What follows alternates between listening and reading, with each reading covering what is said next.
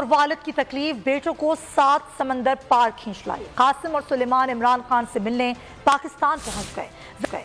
जमान पाक लाहौर में वालिद से मुलाकात और खैरियत दरियाफ्त की। कहा, आप पर हमले की खबर ने परेशान कर दिया था। वालिद पर कातिलाना हमला, बेटों का दिल तड़प उठा। कासिम और सुलेमान सब काम छोड़कर लंदन से पाकिस्तान आ गए। चेयरमैन पीटीआई के दोनों बेटे एयरपोर्ट से सीधा लाहौर जमान पार्क पहुंचे। वालिद को गले लगाया, खैरियत दरियाफ्त की। कहा, आप पर हमले की खबर ने परेशान कर दिया था। गुज़िश्ता हफ्ते इमरान खान ने कातिलाना हमले के बाद बरतानिया में अपने बच्चों से टेलीफोन पर राब्ता किया था। बेटों ने उनकी खैरियत दरियाफ्त की। चेयरमैन तहरीक इंसाफ ने अपने बच्चों का हौसला बढ़ाया।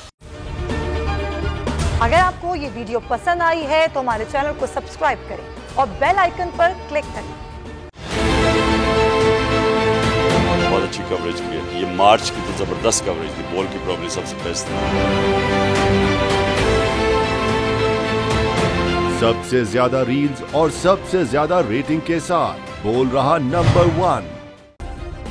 सब्सक्राइब करें और बेल दबाएं ताकि कोई खबर रह न जाए।